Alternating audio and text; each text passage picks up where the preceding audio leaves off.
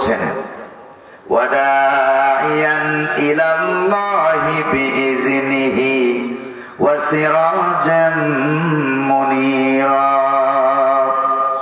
সুবহানাল্লাহ বলতে পারলেন না? এই যে আয়াত তেলাওয়াত করলাম, এটা কি মোল্লা না আল্লাহ? যেরকম না গা আল্লাহ পাকের। তা আল্লাহ পাক বলছেন আমার পক্ষ থেকে আমার হাবিব দুনিয়ার মানুষকে দাওয়াত দিবেন আমার দিকে আমার অনুমতি সাপেক্ষে। সুবহানাল্লাহ। ওয়াদাইয়ান ইলাল্লাহি বিইজনিহি, অনুমতি কার? তো কাজেই যারা দীর্ঘ 17 বছর 16 বছর অনুমতি দেওয়ার নামে কোরআন কারীম থেকে তোমরা আমাদেরকে বাধা প্রদান করেছিলে, জোরে বলেন ঠিক কিনা? তোমরা তোমাদের অনুমতি ছাড়া কোরআনের মাহফিল হওয়া যাবে না, তোমাদের অনুমতি ছাড়া বক্তা দাওয়াত দেওয়া যাবে না, সিলেক্ট করা যাবে না, কোন বক্তা আনা হবে, কোন মসজিদে কোন বয়ান করতে হবে আগে থেকে তোমরা লিখে দিয়েছো। আর আমরা বর্তমানে দেখতে পাচ্ছি যাদেরকে তোমরা অনুমতি দিয়ে নিষিদ্ধ করে রেখেছিলে, অনুমতি না দিয়ে এখন তাদেরকে আল্লাহ পাক সুদিন এনে দিয়েছেন।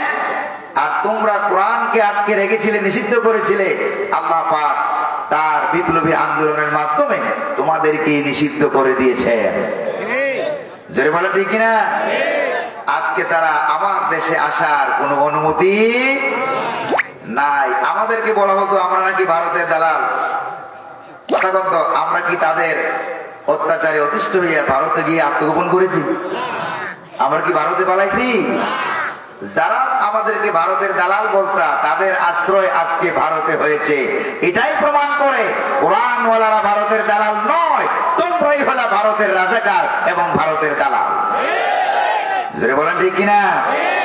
প্রয়োজনে আরো একটা যুদ্ধ হবে, প্রয়োজনে জিহাদ হবে, গণ অভ্যুত্থান হবে, বিপ্লব হবে। সেই বিপ্লবের মাধ্যমে আমরা বাংলার জমিনে কোরআন কারীমকে রাষ্ট্র ক্ষমতায় দেখতে চাই। আপনারা কি চান? কারা কারা চান? স্লোগান দিয়ে দুহাত উঁচু করে দেখান।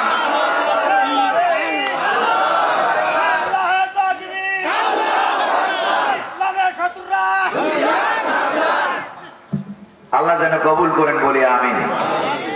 প্রিয় ভাইরা আমার, 17 বছর আমরা কথা বলছি ইনডাইরেক্ট, বলেন ঠিক না? কথা বলছি ইনডাইরেক্ট, ডাইরেক্ট বলতে পারি নাই। আচ্ছা বলেন তো দেখি, ইসলাম আমাদের ধর্ম, এটা কি ডাইরেক্ট না ইনডাইরেক্ট? আল্লাহ পাক তিনি আমাদের স্রষ্টা, তিনি আমাদের খালেক, তিনি আমাদের মালিক, তিনি আমাদের রাজ্জাক। এটা কি ঘুরে গেলে ইনডাইরেক্ট না ডাইরেক্ট? মুহাম্মদুর রাসূলুল্লাহ আমাদের পয়গাম্বর নবী রাসূল, ডাইরেক্ট না ইনডাইরেক্ট? কোরআন আল্লাহ পাকের কিতাব, ডাইরেক্ট না ইনডাইরেক্ট? তাহলে আমরা আজকে পরিবেশ পেয়েছি, এই কারণে আমরা কিছু ডাইরেক্ট কথা বলতে চাই। আপনারা শুনতে রাজি আছেন নাকি নাই? কারা কারা রাজি নাই তারা একটু হাত তুলে দেখেন। রাজি নাই কয়েকজন হাত তুলছে।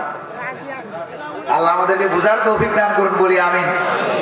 আমাদের আবেগ আছে, এই আবেগকে কাজে লাগাবো। প্রিয় ভাইরা, মাঝখানে একটু একটু জায়গা ফাঁকা আছে, আপনাদেরকে যদি অনুরোধ করি যে আপনারা এই ফাঁকা জায়গাটা একটু পূরণ করে বসেন, জান্নাতের বাগান রহমত নাজিল করে দিবেন কে? যদি বলে না কে নাজিল করে দিবেন? হাদিস শরীফের ভিতরে এসেছে, খুব ভালো করে শুনেন প্রিয় ভাইরা।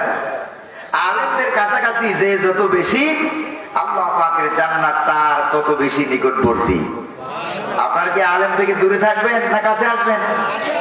হকানি আলেম ওলামা যেখানে, আমরা আছি। দালাল বাংলাদেশে অভাব নাই, জোরে বলেন ঠিক কিনা? এই দালালরা এই 15 বছর তারা বিরিয়ানি খেয়েছে, হালুয়া রুটি আর বিরিয়ানি তারা খেয়েছে। আর 15 বছর আমরা খেয়েছি দৌড়ানি, জোরে বলেন ঠিক কিনা? কোরআনের হক কথা বলার কারণে আমরা খাইলাম দৌড়ানি, ওরা খাইলো বিরিয়ানি। আর এখন ওরা খায় দৌড়ানি, আমরা খাবো দুনিয়াও খাবো জান্নাতেও খাবো। আল্লাহ কবুল করুন বলি আমিন। বিতাড়িত মরদুদ শয়তানের ওয়াসওয়াসা থেকে পানা চাই কার কাছে? আচ্ছা, শয়তান থেকে পানা আল্লাহ ছাড়া কেউ দিতে পারে ভাই? দিতে পারে না। আর্মি বলেন, পুলিশ বলেন, র্যাব বলেন, বিজিবি বলেন, যত বাহিনী বলেন, ওই বাহিনীর যদি শয়তানে ধরে, এই বাহিনী ছাড়াইতে পারে না? দৌড়ে হুজুরের কাছে আসে, হুজুরে বলেন ঠিক কিনা? ওই দিন দেখলাম এক পুলিশ দৌড়ে হুজুরের কাছে আছে, হুজুর আমারে ধরছে জেনে, একটু সারাই দেন। কি ধরছে? জেনে ধরছে। তাহলে বোঝা গেল জেন থেকে, শয়তান থেকে আশ্রয় আল্লাহ পাক ছাড়া কেউ দিতে পারে না। বিতাড়িত মরদুদ শয়তানের ওয়াসওয়াসা থেকে পানাহ চাই কার কাছে? পরম করুণাময় অতীব দয়ালু আল্লাহ সুবহানাহু ওয়া তাআলার নামে শুরু করছি, পড়েন আমার সাথে। আউযু বিল্লাহি মিনাশ শাইতানির রাজীম। বিসমিল্লাহির রাহমানির রাহিম। ওয়াজাআ মিন আকসাল মাদিনাতি রাজুলুন ইয়াসআ ক্বালা ইয়া কওমি ইত্তাবিউল মুরসালিন ইত্তাবিউ মান লা ইয়াসআলুকুম আজরান ওয়া হুম মুহতাদুন ওয়া মা লিয়া লা আ'বুদুল্লাযী ফাতারানি ওয়া ইলাইহি তুরজাউন। কোরআন কারীমের 36 নম্বর সূরা। বলেন তো দেখি বুদ্ধি করে এই সূরাটার নাম কি? আরেকটু জোরে বলেন। সূরা ইয়াসিন। এই সূরার আয়াত সংখ্যা 83, রুকুর সংখ্যা 5। নবী করিম সাল্লাল্লাহু আলাইহি ওয়াসাল্লামের মক্কা শরীফে থাকাকালীন সময়ে যখন আবু জাহেল মারধর করছিল, সাহাবায়ে কেরামকে মারা হচ্ছিল, মুহাম্মদুর রাসূলুল্লাহকে মারা হচ্ছিল, জেলখানার ভিতরে 2.5 বছর 3 বছর পর্যন্ত আটকিয়ে রাখা হয়েছিল। জোরে বলেন ঠিক কিনা? সেই অবস্থায় সাহাবায়ে কেরাম ব্যবসা বাণিজ্য হারা, বাড়িঘর হারা। সেই অবস্থায় সাহাবায়ে কেরামদেরকে সান্ত্বনা দেওয়ার জন্য আল্লাহ পাক সূরা ইয়াসিনের এই ঘটনা নাজিল করলেন, যেই ঘটনার আয়াত থেকে আমি আপনাদের সামনে তেলাওয়াত করেছি। এই ঘটনা নাজিল করে আল্লাহ পাক তার হাবিবকে আর সাহাবায়ে কেরামদেরকে বুঝাইয়া দিলেন, আজীবন মার খাওয়া লাগবে না। এই দিন দিন নয়, আরো দিন। সুবহানাল্লাহ।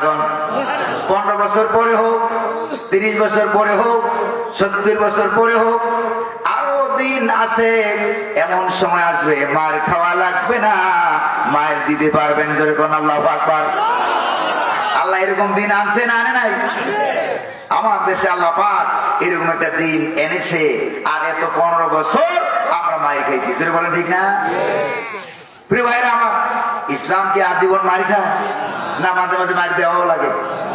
যেরকম দেওয়া লাগে না?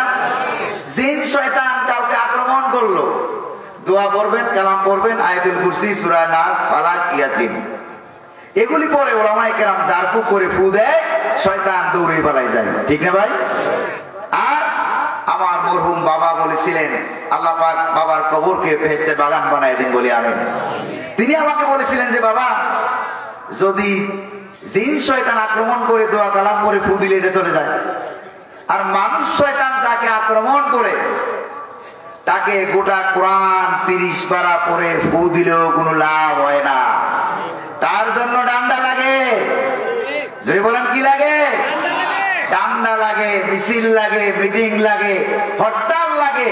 বৈষম্য বিরোধী আন্দোলনের মাধ্যমে এক লাফে পালাইয়া মামু বাড়ি দিল্লি গিয়ে পড়ছে। জোরে কোন ঠিক কিনা? এই যে এটা করলো, কারণ যেমন কুকুর তেমন এমন ভাবে বসছিল মনে হয় যেন মরার আগে আর সারাসারি নাই, মনে হয় যেন মরবেই না। জোরে বলেন ঠিক না ভাই? এবার দেখেন আল্লাহ পাক সূরা ইয়াসিনের এই ঘটনা নাযিল করার মাধ্যমে বুঝিয়ে দিলেন। সূরা ইয়াসিন একবার পড়বেন অন্তর থেকে, দিল থেকে, মন থেকে। আল্লাহ পাক তার নবীজি বলেছেন যে আপনার আমল নামায় আমলে আল্লাহ পাক 10 খতম কোরআন দেওয়ার সওয়াব নামায় আমলে লিখে দিবেন। সকালবেলা বিকাল বেলায় পড়বেন। আর মনুষ্য ব্যক্তি মৃত্যুসজ্জায় শায়িত ব্যক্তির সামনে বসে কেউ যদি সূরা ইয়াসিন পড়ে, নবীজি কি বলছেন দেখেন। আল্লাহর নবীজি বলেছেন, মনুষ্য ব্যক্তি মৃত্যু সজ্জায় শায়িত ব্যক্তির সামনে বসে কেউ যদি সূরা ইয়াসিন তেলাওয়াত করে, তাহলে এই তেলাওয়াতের বিনিময়ে রব্বুল আলামিন বড় বড় দুইটা উপকার করেন। জোরে বলেন কয়টা? এক নম্বরের উপকার হলো শয়তানের যাবতীয় ওয়াসওয়াসা থেকে রব্বুল আলামিন তাকে মুক্ত রাখেন, ঈমান সহকারে দুনিয়া থেকে যাওয়ার তৌফিক দান করেন। আর আসতে বলেন সুবহানাল্লাহ। আপনারা যেরকম সুবহানাল্লাহ বলছেন, মনে হয় আপনাদের এলাকায় সুবহানাল্লাহ বললে গুনাহ হয়। আচ্ছা কোন তো আপনাদের এলাকায় সুবহানাল্লাহ বললে সওয়াব হয় না গুনাহ হয়? উদ্দুর সওয়াব তামলাউ মা বাইনাস সামাই ওয়াল আরদ, আকাশ এবং জমিনের মাঝখানে ফাঁকা জায়গা যদ্দূর সুবহানাল্লাহ বললে সওয়াব হয় তদ্দূর। এই যে আবার সুবহানাল্লাহ বললেন, এই হাদিস যখন আমি এক মাহফিলে বলছিলাম, ওই পাশে এক মুরব্বী, এখন তো যুবক সমাজ ভালো বুঝে মুরব্বী বলতেও ভয় আছে নাকি নাই? মুরব্বী ভাইরাল, ঠিক কিনা? মুরব্বীরা এখন ভাইরাল। তখন ওই মুরব্বী আমার বললো, হুজুর আমার একটা কথা আছে, ওয়াজ বন্ধ করেন। আমি বললাম কি কথা? ওয়াজের পরে বলেন। কইছে না, ওয়াজের পরে বললে হবে না, আমার একটা কথা আছে, শুনতেই হবে। আমি বললাম মুরব্বী তাইলে আপনি বলতেই হবে, বলেন। তখন মুরব্বী আমার বললেন যে হুজুর, এই যে একবার সুবহানাল্লাহ বললাম, আকাশ এবং জমিনের মাঝখানে ফাঁকা জায়গা সব সওয়াব দিয়ে ভরে গেল, দ্বিতীয়বার যে আবার সুবহানাল্লাহ বললাম, সেই সওয়াবটা জায়গা হইবে কোথায়? কথা বুঝতে পারছেন? আমি বললাম মুরব্বী মিয়া ভালো কথা বলছেন বাবাজি, আপনি বলেন তো এখন দিন না রাত? ওই যে হুজুর এখন তো রাত। আমি বললাম যে দিনের জায়গা হইলো কই, আমার একটু বুঝান। আকাশের জমিনের সমস্ত জায়গার মালিক কে?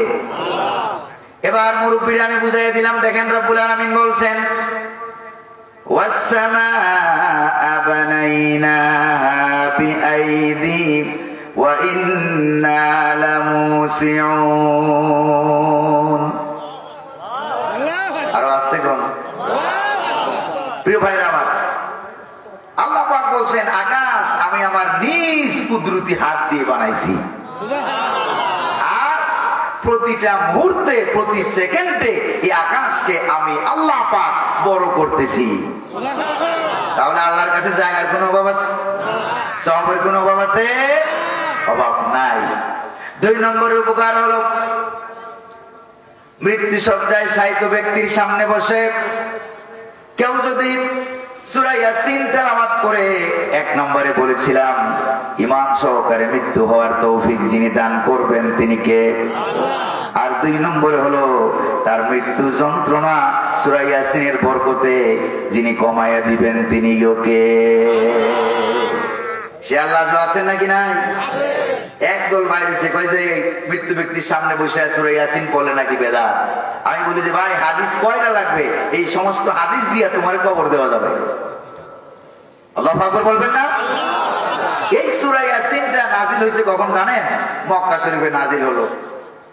সাহাবায়ে কেরামদেরকে অত্যাচার নির্যাতন করা হচ্ছিল, নাজিল করে আল্লাহ পাক সান্ত্বনা দিয়ে দিলেন। আর এই সূরা ইয়াসিনের ভিতরে এমন একটা ঘটনা আল্লাহ পাক বর্ণনা করলেন, এই ঘটনা থেকে ছোট্ট অল্প সময়ে রাত অনেক গভীর হয়ে গেছে। আপনারা ঘুমাচ্ছেন না তো? রাত গভীর হয়ে গেছে, তবে উত্তরবঙ্গের মানুষের মেজাজ ভালো, চরিত্র ভালো, মনটা সাদা, দিলটাও ভালো। সুবহানাল্লাহ। উত্তরবঙ্গের মানুষ তারা রাত জেগে ওয়াজ শোনা, আলোচনা শোনা, বয়ান শোনা, এটা তাদের প্রিয় কাজ। সুবহানাল্লাহ বলবেন না ভাই? সুবহানাল্লাহ। এই কাজ করতে করতে যদি মারা যায় সরাসরি যাবে আল্লাহ পাকের জান্নাতে। সুবহানাল্লাহ বলবেন না? এই যে আপনাদের উত্তরবঙ্গের মানুষ বাংলাদেশের ইসলামী আন্দোলনের সিপাহ সালার ছিলেন, তিনি জীবন দিয়েছেন, ফাঁসির মঞ্চে হাসি মুখে ফাঁসির রশিকে বরণ করে নিয়েছেন, কিন্তু বাতিলের সামনে মাথা নত করেন নাই। আল্লাহু আকবার বলবেন না? ঠিক এমনই একটা ঘটনা আল্লাহ পাক সূরা ইয়াসিনে বর্ণনা করেছেন, যেই ঘটনাটা বৈষম্য বিরোধী আন্দোলনে, আপনারা বলেন তো দেখি আপনাদের মনে আছে কিনা। বৈষম্য বিরোধী ছাত্র আন্দোলনে প্রথমে ছিল 9 দফা। যখন কয় দফা? 9 দফা। অমুক অমুক মন্ত্রীকে বাদ দিতে হবে। এই 9 দফা তারা মানলো না, বরং আর উল্টা টিটকারি করলো। ছাত্র সমাজ আবাবিল পাখির গায়ে তারা আগুন জ্বালাই দিল। যদি বলা ঠিক কিনা? এবার ছাত্র সমাজ বলল 9 নয়ের মাথা এবার গুল করে দিলাম। নয়ের মাথা গুল করলে কত হয়? জোরে বলেন না কত হয়? 9 দফা হবে না, এবার 1 দফা। জালিম শাসককে ক্ষমতা ছাড়তেই হবে ভাই, হোক যেভাবেই হোক। এটা করার জন্য বাংলাদেশে সবচাইতে মারাত্মক আন্দোলন যে জায়গা হয়েছিল, এই জায়গাটার নাম আপনারা বলতে পারবেন? কোন জায়গায়? ঢাকা শহরের যাত্রাবাড়ি। পাখির মতো গুলি করে আমার সামনে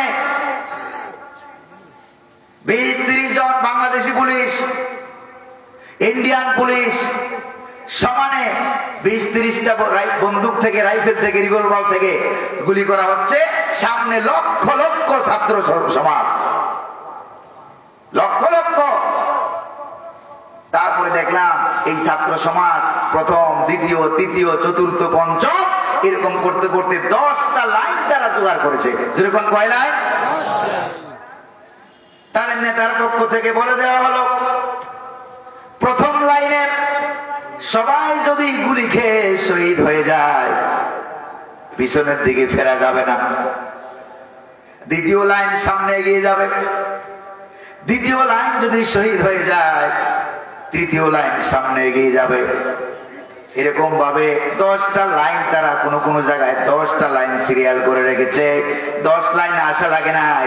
প্রথম লাইনের শহীদ হওয়ার মধ্য দিয়ে 1 সাগর রক্তের বিনিময়ে, রক্তের আটলান্টিক মহাসাগর বন্যার বিনিময়ে আল্লাহ পাক জালিম শাসককে ওই শহীদ আল্লামা সাঈদী যে বলেছিলেন, এমন সময় আসবে, এমন সময় আসবে 12 কোটি মানুষ গাছের গোড়া ধরে নাড়া দেবে, বাংলার জমিনে জায়গা হবে না, মামু বাড়ি দিল্লি গিয়া পড়বা। আল্লামা সাঈদীর ওই দোয়াটাকে আল্লাহ পাক লক্ষ লক্ষ ছাত্র সমাজের মাধ্যমে বাংলার জমিনে বাস্তবায়ন করেছে। যদি বলেন ঠিক কিনা? আলেম চিনো না? কারো সিলাই সিন্নি খাও, মোল্লা চিনো না? এটা কথা আছে কিনা আপনাদের এলাকায়? যাদের সিলাই দুনিয়া টিকে আছে ওরাই হলো আলেম। যদি বলেন ওরা কি? ওরা আলেম। প্রিয় ভাইরা আমার, তারা এই ছাত্র সমাজ একের পর এক যখন আন্দোলনে এগিয়ে যাচ্ছে, 1 দিন 2 দিন, আমি রাতের 2:30টায় বাইরে হইলাম। বাইরে দেখি যে বিশ্ব রোডে যাই দেখি আন্দোলনকারীরা আছে কিনা। কারণ আসরের নামাজের সময় দেখলাম, খেয়াল করেন, আসরের সময় দেখলাম সেখানে লক্ষ লক্ষ মানুষ রাস্তায় বসে আছে। মাগরিবেও দেখলাম, এশায়ও দেখলাম। আমার মনে কৌতূহল জাগলো, রাত 2:30টার সময় আবার কে আন্দোলন করে? এরকম আন্দোলন আছে নাকি বাংলাদেশে? 2:30টার সময় দেখলাম রোডের, বিশ্ব রোডের উপরে যাইয়া একবারে যাত্রাবাড়ি চৌরাস্তা থেকে সাইনবোর্ড প্রায় 8-10 কিলোমিটার রাস্তা ছাত্র সমাজ ভরা। আল্লাহু আকবার বলবেন না? আপনারা গ্রামগঞ্জের মানুষ, গ্রামগঞ্জে ছিলেন, হয়তো আপনারা অনুভব করতে পারে নাই ঢাকা শহর আন্দোলন কেমন হয়েছিল। ঢাকা শহরের মাটি সাক্ষী, আকাশ সাক্ষী, জমিন সাক্ষী, কিরকম মারাত্মক আন্দোলন হয়েছিল। তারা লক্ষ লক্ষ কল্লা দিতে রাজি, কিন্তু ইমান দিতে রাজি না, জালিম শাসককে ক্ষমতায় রাখতেও রাজি না।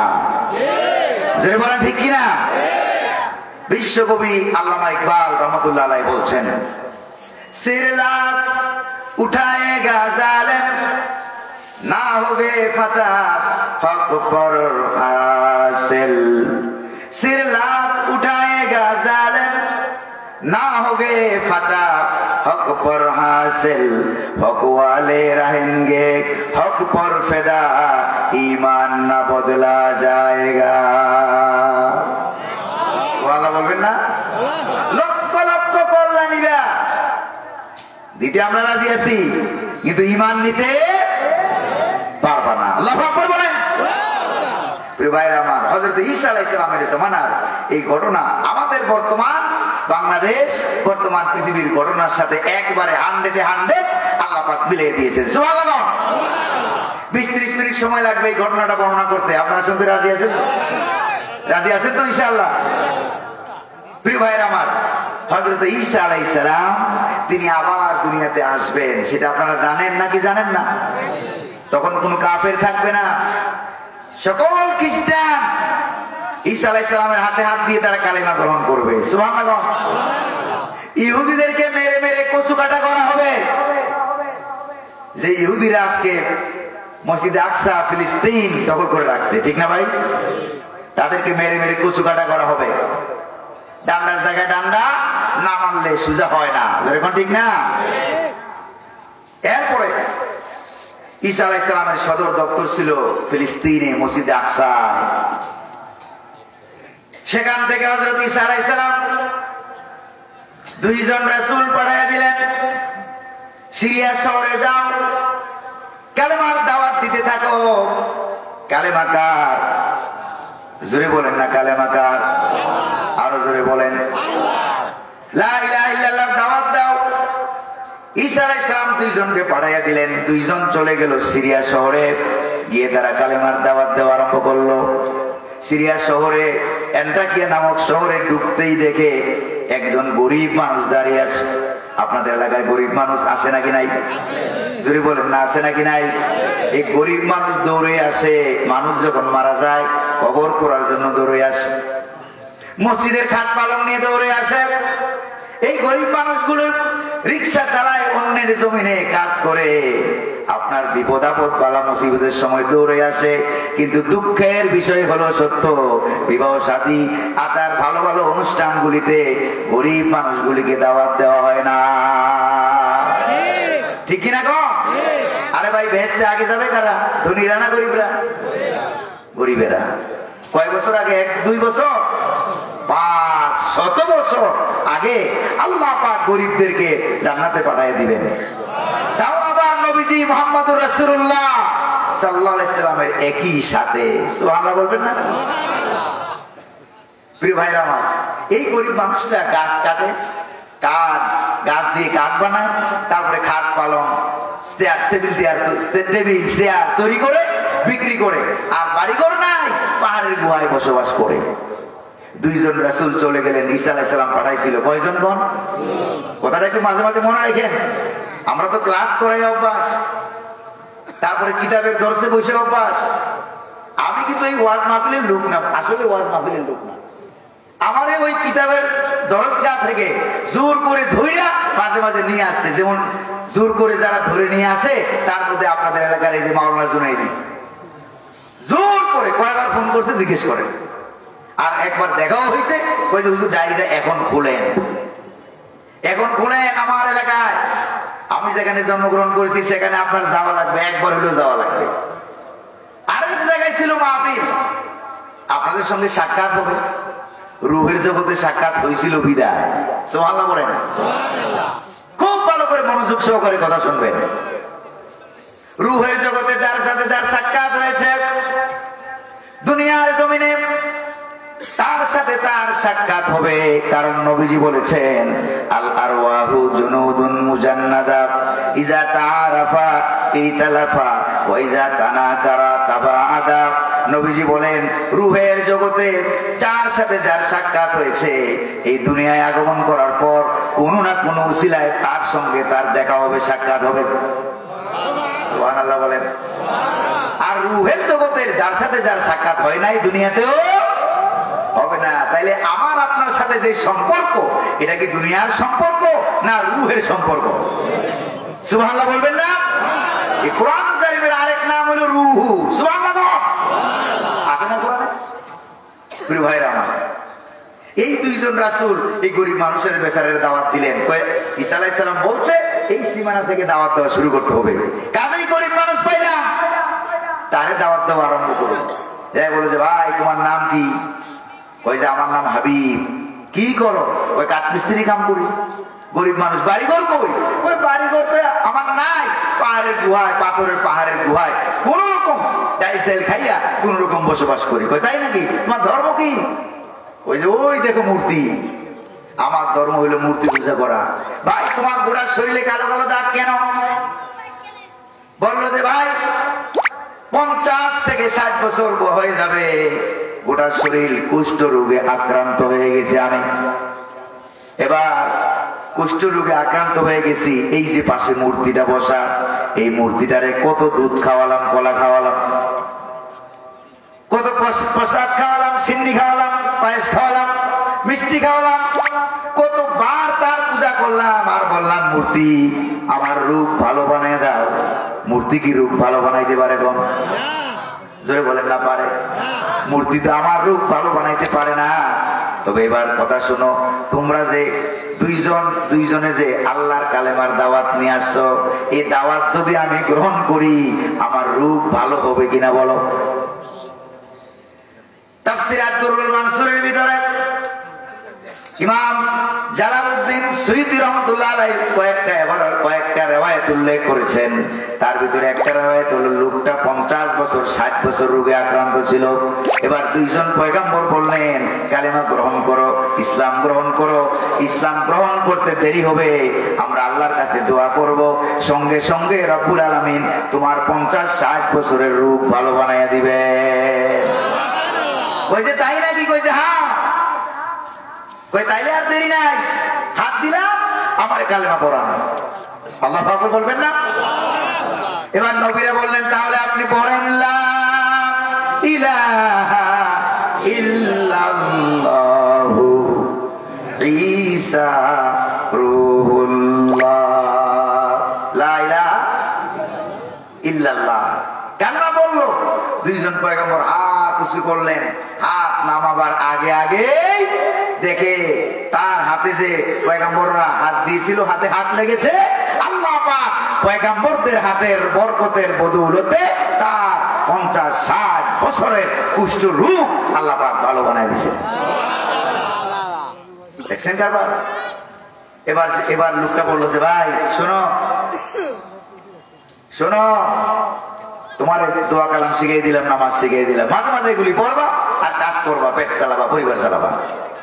তবে আমরা এই শহরের মাঝখানে যাচ্ছি, জালেম শাসক তাদের মেম্বার, তাদের চেয়ারম্যান, তাদের এমপি, তাদের মন্ত্রী কাফের বেদিনী ভরা, তাদের কাছে আমরা কালেমার দাওয়াত দেব।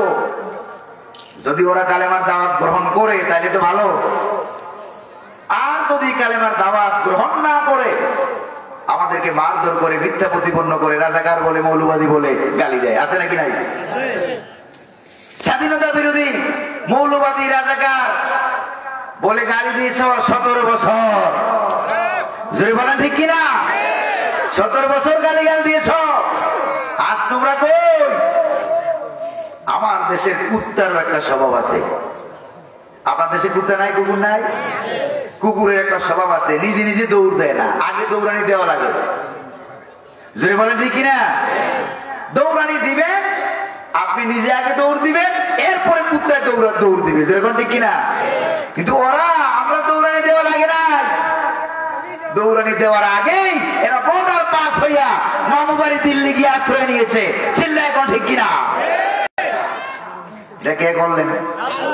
জোরে বলেন না, কে করলেন? রাগটা করতেছেন না তো আপনারা? প্রিয় ভাইরা আমার, এরপরে বললো ওরা ভালো ব্যবহার করলে তো ভালো, আর যদি খারাপ ব্যবহার করে আমাদেরকে মারধর করতে আসে, স্বাধীনতা বিরোধী, মৌলবাদী, রাজাকার, দেশ বিরোধী বলে, তাইলে এই খবর যদি তোমার কাছে যায়, কাঠমিস্ত্রি কয়জন? মিস্ত্রি কয়জন? একজন। নবী কয়জন? 2 জন। খুব ভালো করে খেয়াল রাখেন কথা। এই খবর তোমার কাছে গেল যে আমাদেরকে মারধর করতেছে, ঈমান গ্রহণ করে নাই, তখন কিন্তু তুমি আর নামাজের জিকিরে ফিকিরে আর তোমার খানকার ভিতরে আর বাসার ভিতরে বসে থাকবা না। খবর যদি তোমার কাছে যায় নবীদের সঙ্গে খারাপ আচরণ করা হচ্ছে, ব্যবহার করা হচ্ছে, দৌড়ে চলে আসবা, ব্যবসা বাণিজ্য পাত্তা দিবা না। আরে কত বড় কথা দেখেন, ব্যবসা বাণিজ্য নিয়ে থাকবা না, পরিবার পরিজন নিয়ে থাকবা না, দৌড়িয়া জীবন বাজি রেখে চলে আসবা নবীদেরকে বাঁচাবার জন্য। নবীদেরকে রক্ষা করা, পরিবার পরিজন, আত্মীয় স্বজন, মা বাপ, ব্যবসা বাণিজ্য, চাকরি বাকরি, খাবার দাবার, জমি জামা, বাড়ি ঘর, এগুলি বড় না নবী বড়? যেরকম না কে বড়? নবী বড়। নবীর জন্য প্রয়োজনে আমরা এগুলি ছাড়তে রাজি আছি নাকি নাই? রাজি আছি নাকি নাই? প্রয়োজনে কল্লা দিয়ে দেব, তারপর আল্লাহ ছাড়বো না, আল্লাহ নবী ছাড়বো না। আপনারা কি রাজি আছেন? কারা কারা রাজি? স্লোগান দিয়া দোয়া তুচো করে আল্লাহর দেখা। নারে তাকবীর,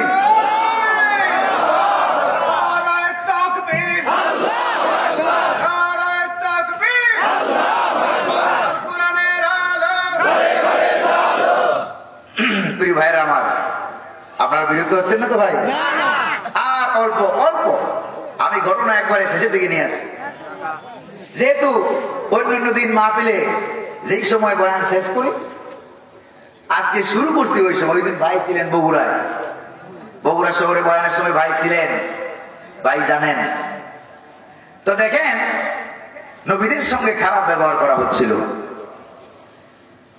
এলাকাবাসী নবীদেরকে মানতেছে না, মিথ্যুক বলা হলো, বলা হচ্ছে, রাজাকার বলা হচ্ছে, নবীদেরকে মানতেছে না, নবীদের সঙ্গে খারাপ ব্যবহার করা হচ্ছে। এবার নবীরা বললো, আপনারা আমাদেরকে মানলেও পারেন, না মানলেও পারেন, আমাদের কোনো অসুবিধা নাই।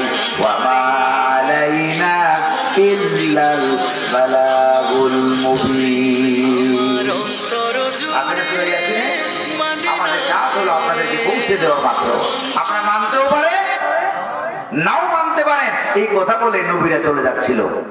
তাফসীরের ভিতরে আছে, এই কথা বলে যখন নবীরা চলে যাচ্ছিল, এর আগে অনেক বাক বিতণ্ডা হয়েছে, লম্বা ঘটনা সূরা ইয়াসিনে আছে। সেই নবীরা চলে যাচ্ছিল কেন?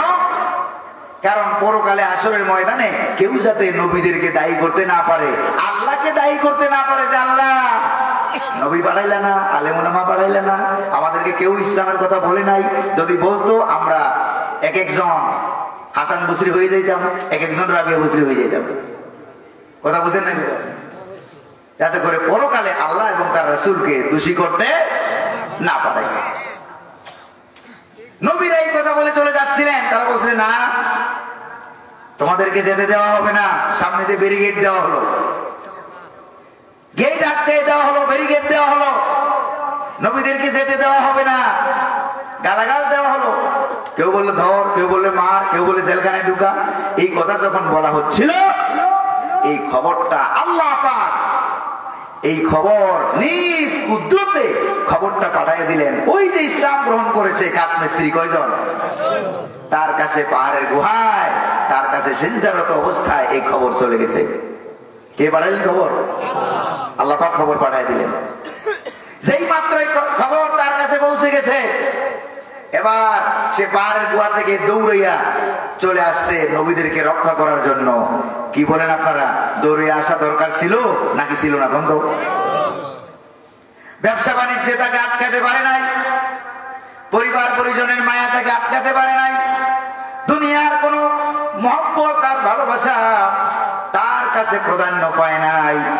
কিভাবে দৌড়ে আসলো, তার দৌড়ানির কথাটাও আল্লাহ পাক সূরা ইয়াসিনের আয়াত বানিয়ে নাজিল করে দিলেন। কেমনে দৌড় দিল দেখেন। ওয়াজা মিন আকসাল মাদিনাতি রাজুলুন ইয়াসা ক্বালা ইয়া কওমি ইত্তাবিউল মুরসালিন। সেই কাঠমিস্ত্রি সাধারণ মানুষ, গরিব মানুষ, হাবিবে নাজ্জার দৌড়ে আসছে। এমন দৌড় ইয়াসা বলা হয়, এমন দৌড় সেই দৌড়ের উপরে আর কোন দৌড়। দৌড়ে আইসা একবারে নবীদের সামনে দাঁড়িয়ে গেছে। এক পাশে নবীরা, আর এক পাশে রাষ্ট্র সরকার, শক্তি, গোটা রাষ্ট্র। আর বেচারা গরিব মানুষ, সাধারণ একটা কাঠমিস্ত্রি, সে একা একটা রাষ্ট্রের বিরুদ্ধে প্রতিবাদ করতেছে। কয়জন? আল্লাহু আকবার বলেন। কিছু কিছু ঘোমটাওয়ালা শায়েখ আমরা দেখেছি, মদিনার খেজুর খায় আর দাম্মামে এসি রুমের ভিতরে বসে বসে ফতুয়া দেয়। ঠিক না ভাই? ফতুয়া দেয়। কি ফতুয়া দেয় জানেন? ওই শক্তি সামর্থ্য যতক্ষণ পর্যন্ত 100% অর্জিত না হবে, ততক্ষণ পর্যন্ত প্রতিবাদ করা নাকি জায়েজ নাই, মার খাইতেই হবে, খেতেই হবে। আর কোরআনে কারিমে সূরা ইয়াসিন সাক্ষ্য প্রদান করছে, একজন হলেও প্রতিবাদ আছে নাকি নাই? আমরা যদি এই হাবিবে নাজ্জার কাঠ মিস্ত্রির মতো সকলে প্রতিবাদ করতাম, আল্লাহর কসম বাংলার জমিনে জালেম শাসকেরা, খুনিরা 15 বছর, 16 বছর, 17 বছর থাকার কোনো সাহস পেত না। যেটা বলেন ঠিক না? ঠিকটা যেহেতু আসতে বলতেছেন, তাও তো বোঝা যায় না, মনে হয় ভয় পাইতেছেন। যদি বলেন ঠিক না? ভয় পাইতেছেন। কারণ হলো কি জানেন? এত বড় জালেম, সে যে পালায় গেছে, তারপরেও মানুষে ভয় করতেছে। কারণ কত শয়তানি, শয়তানি তো বলতো নয়, ডান দিয়ে বাম দিয়ে উপর দিয়ে নিচ দিয়ে, ঠিক না? কর শয়তানি আর শয়তানি তো চলতেছে। আরে শুনেন, ফেরাউন যখন মারা গেছে, ওই দিন কিতাবের মধ্যে পড়লাম, ফেরাউন যখন মারা গেল, মুসা আলাইহিস সালাম তার উম্মতদেরকে বলতেছেন, দেখো আল্লাহ আমাদেরকে বাঁচাইয়া দিছে, আর সাগরের উপর দিয়ে রাস্তা বানাইয়া আল্লাহ আমাদেরকে বাঁচাইয়া দিয়েছেন। আর এই রাস্তা দিয়ে মাঝামাঝি আসছিল ফেরাউন তার লস্কর নিয়া, তাদেরকে একবারে ডুবানি আর সুবানি দিয়া জনমের মতো শরীর সমাধি কইরা দুনিয়া থেকে আল্লাহ পাক বিদায় করে দিছে। এই কথা যখন মুসা আলাইহিস সালাম উম্মতদেরকে বললেন সাগর ওই পারে যাওয়ার পর, এবার উম্মতেরা কি কয় দেখেন।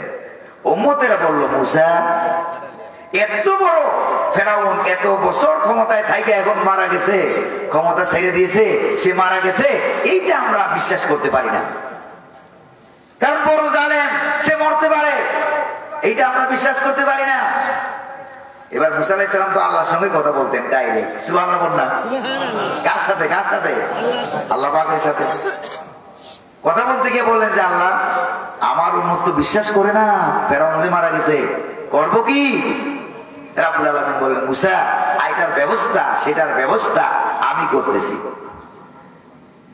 আল্লাহ পাক হুকুম করলেন, সাগরের পানি, ফেরাউনের লাশ সাগরে ভেসে আছে, এই লাশটাকে নিয়ে বাসাইতে বাসাইতে ওই কিনার দিয়ে নিয়ে যাও, যে কিনারে মুসা আলাইহিস সালাম তার উম্মতদেরকে নিয়ে বসে আছে, আর উম্মতদেরকে একটু উপরে বাসাইয়া দেখাইয়া দাও যে আসলেই ফেরাউন মারা গেছে।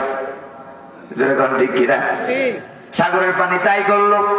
মুসা আলাইহিস সালাম আঙ্গুল ইশারা করে দেখাইয়া দিলেন, এই শয়তান ফেরাউন মারা গেছে।